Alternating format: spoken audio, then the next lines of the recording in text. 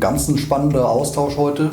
Verschiedene Vertreter aus der Industrie, von der Betreiberseite, von Teilkomponenten. Viel gelernt, viel mitgenommen. Ich denke vor allem so auf dem großen Bild, auf dem Gesamtsystem, wie es zusammenhängt, was die verschiedenen Kriterien sind. Wie entscheidet man, was ist jetzt die richtige Lösung für eine spezifische Anwendung? Habe ich schon viel Inspiration heute mitgenommen. Thank you very much, and thank you very much for the opportunity to talk a little bit about this quite interesting and challenging project we started in 2019. Maybe for setting as well, I will explicitly talk about the Flirt H2. It is the first hydrogen vehicle we've built.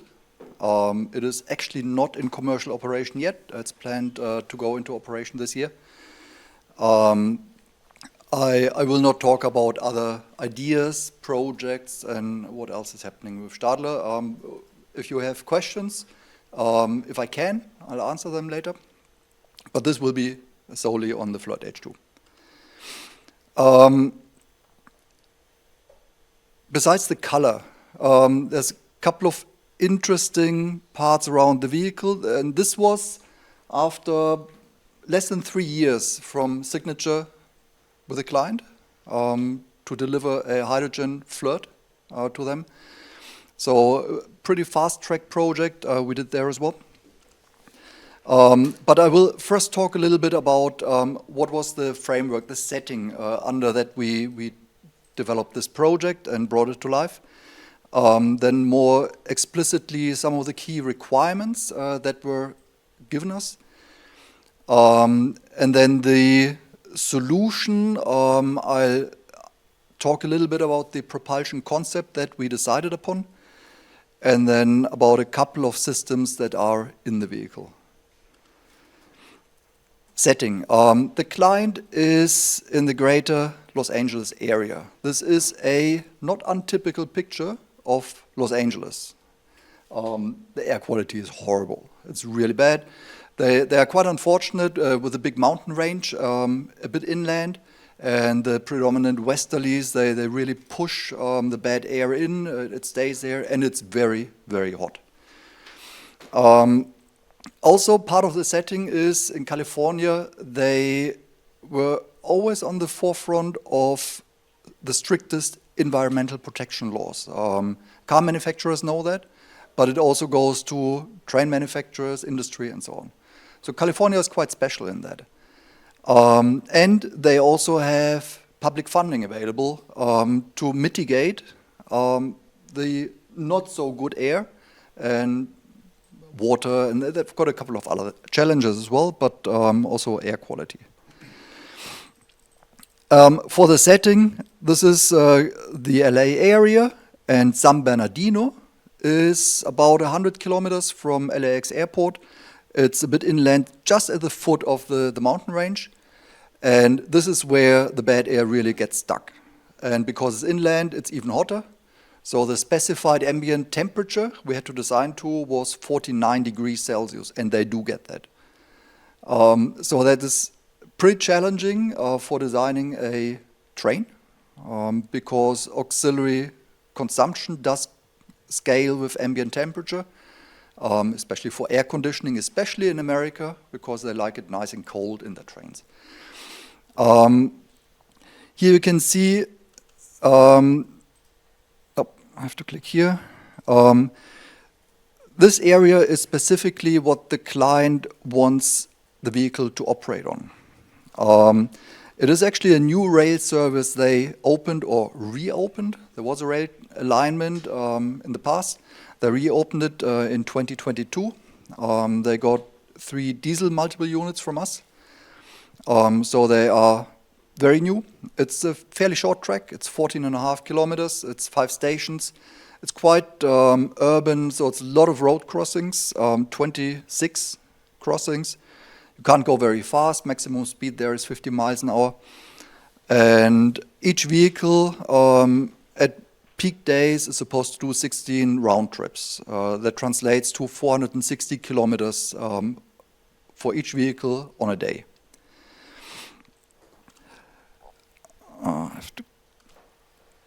And also for the setting, the San Bernardino County Transport Authority, SBCTA, they started a study with Michigan State University and a couple of other institutes, quite an extensive study trying to evaluate, very similar to what you're doing as well, what are the different traction systems and what is the best solution for the overall system for their specific application.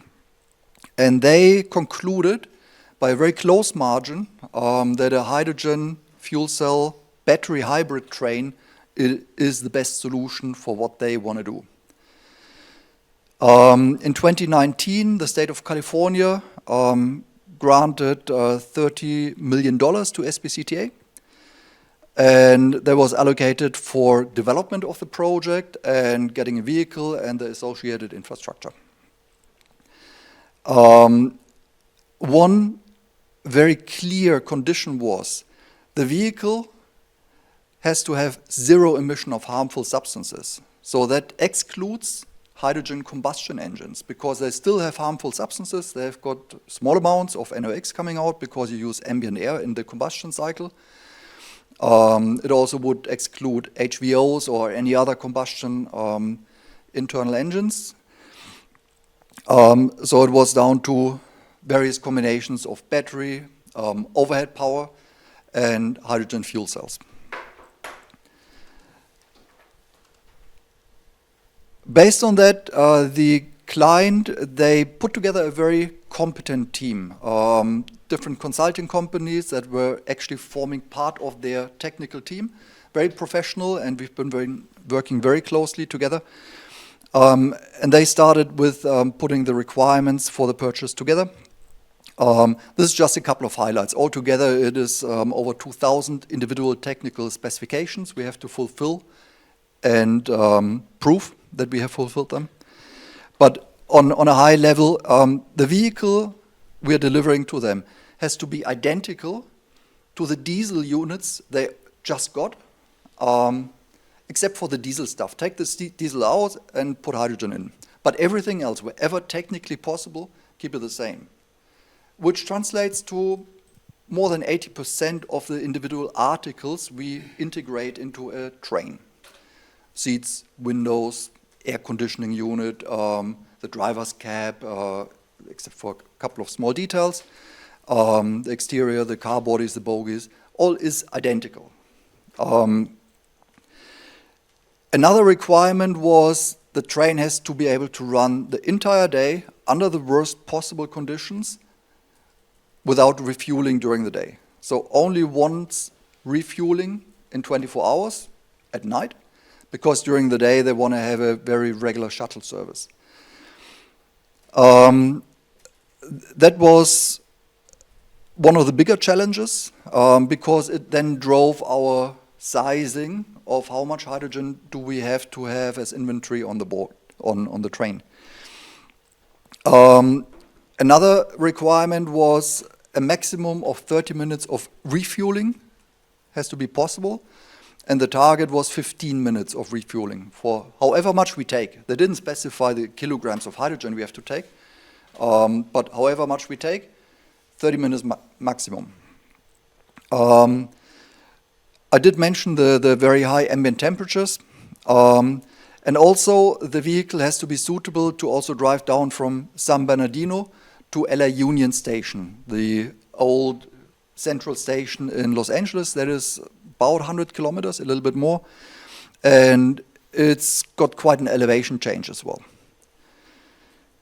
That was what we were given, and we then, pretty much in line with what the client had in their heads, decided, okay, the center part of the multiple unit, where we normally have our diesel generator sets, this is what we will mainly touch upon. We did a unusually long concept phase. Normally we get a contract and then we execute as fast as possible. In this case, we took much longer time to really evaluate what is the best concept for that vehicle and what other requirements do we have internally. Because the Flirt is a pretty well-selling product we have. It's a family of single-story commuter trains. I think we have 2,500 and something sold already all over the world, except for China. And the drive systems, they differ as well. So it's a bit like a Lego building block. You can have a 2-car consist, up to a 12-car is the longest we've done. You can have overhead power, diesel, you can have hybrid, overhead and diesel for range extender, you can have batteries, and now you can have a hydrogen fuel cell system in there as well. What we also decided is we want to have it scalable. So for the different clients' needs, we want to have more power available or less, and we want to have more inventory of hydrogen or less. So we really wanted to follow the philosophy of we have a modular building block for different clients, for different projects, and that took a little while, and I think it was really well invested time we did there. To conclude the overall requirements, this is really just copy-paste from the diesel vehicle. You can see roughly the seating arrangement, the number of seats. That was actually required for us to deliver. What it translated to after the concept phase was in the center part, which we call the power pack, we will have all the hydrogen containing systems. So the hydrogen storage, the hydrogen fuel cells. Hydrogen is not distributed over the different cars, it's only in the one vehicle part, in the middle part. On the roof of the end coaches we have the traction batteries.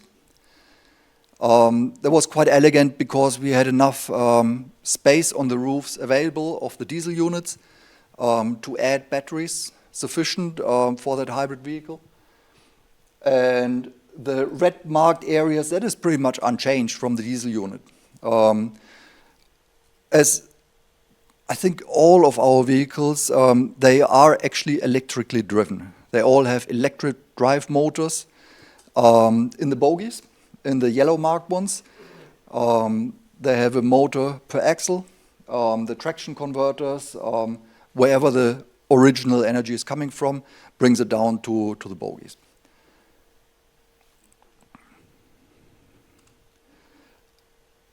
Another way to highlight what we're doing as an architectural layout, we have the hydrogen storage system in a pressure range between 20 and 350 nominal working pressure.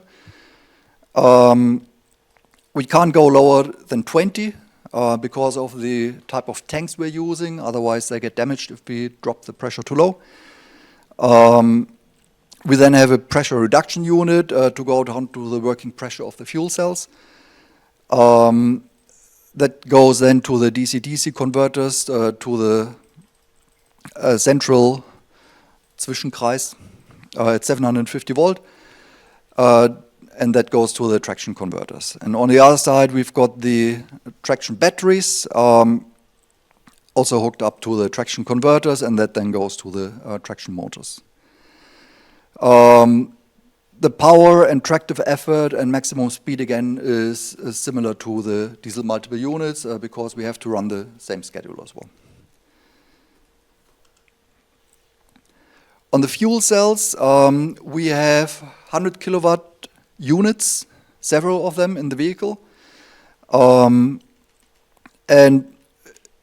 I'm sure most of you know that in pretty much in detail, comparing a little bit how a diesel motor behaves in terms of efficiency over its working curve as opposed to the fuel cells we're having here, and that's the two cases, beginning of life when they're brand new out of the factory, and then end of life wherever that's defined. It's a gradual slide. They degrade over time, as we heard before today. but they behave quite differently. You want to run the fuel cells at quite a low power because it is quite efficient. And that again drives how many units do we want to have in the vehicle versus what is the investment and what is the operational cost. If we run them very hard, we replace them quite often. They are not particularly cheap. The prices are coming down, but still it's an investment. And there was an interesting exercise during the concept phase as well, finding the right balance there in terms of what power do we install in terms of fuel cells. On the storage, that was very interesting for us as well because we had nothing to do at all before with high pressure gases or hydrogen. So for us as a vehicle manufacturer, that was complete new, which for all the engineers was fantastic because they love new. And we were really on the very steep end of the learning curve there. Decided quite early on type 4 tanks, which is non-metallic tanks. They have a HDPE liner and carbon structure on the outside. If you ever have a chance to visit a manufacturer of those type of tanks, please do. It is meditative watching them being wound on the liner. It's fantastic. It's in high art as well. They are 2 meters tall, pretty tall. They weigh about 100 kilos each. And we've got a number of them in the vehicle. And again, it's scalable. To put more in, the center power pack can be made longer or shorter. And we can put more inventory into the vehicle. Refueling, again, complete new area for us. Fueling with pressurized gases, didn't know anything about that. And with our partner, with our supplier, we did quite a bit of modeling as input then for the operator and owner because he's responsible for the fueling station. So we are really focused on the vehicle. But of course, there's an interface to the refueling. We can't do it in complete isolation. Since the fueling station wasn't defined at the beginning of the project, we were trying to give the best possible input into designing and specifying the fuel station system later on, especially in those high temperature areas. And the requested quite fast refueling times, 50 minutes is very fast. We had to look at how much pre-cooling do you need in the fuel station, and that drives, again, power consumption and cost investment. So 30 minutes for 20 degrees plus minus ambient temperature. We did see that won't be a problem for our vehicle without pre-cooling. So there you can install a not overly complex fueling station. And 30 minutes at night when you don't have operation, that's fine. If it's hotter still at night, and that does happen, you might have to refuel a bit lower. The reason is the tanks, especially the HDPE liner, they do get damaged if they reach a temperature above 80 or 85 degrees. So you really need to limit the temperature, otherwise you have to take all the tanks out and put new ones in. And that's very easy with our system, of course. It's very maintenance friendly, but it's very expensive. It's a lot of tanks, and you really want to avoid that. We also looked at the 15-minute refueling at the worst possible midday, 49 degrees Celsius temperature case. That is possible, but you have to have massive pre-cooling units. The temperature is way in the negative degree C. I don't know by heart what it was, but it was quite cold. But the flow rate going through is quite big, so the cooling units are substantial.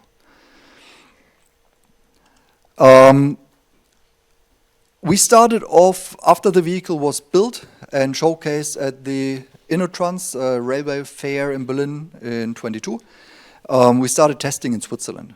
We found one of the very few tracks that is not electrified and not operated on a regular basis. And we did test runs on that for half a year, a bit more, to really validate the concept we developed on paper and then put together in hardware. But we had no experience at all how the vehicle would work, how it would behave. With a hybrid mode, you have quite a lot of degrees of freedom. We had to be sure that it isn't going completely sideways. So we did some test runs with hydrogen in Switzerland, and there's no infrastructure for that, especially for railway. So we looked around what options do we have to actually fuel the vehicle, and decided upon the probably simplest solution we could find, which is a trailer. You can see here on the top left with lots of bottles inside. They contain about 1,000 kilograms, a ton of hydrogen, pressurized at 300 bar, so less than our working pressure. And the refueling we did with a fairly simple valve station just by overflowing. The trailer had several cascades of bottles, so they weren't all manifolded together, so we could drain the first cascade and then top up with the next one, and did that several rounds. Took very long, had to be very patient, which was actually good for our testing setting, because the most we do in the early phases of testing is on the software side anyway.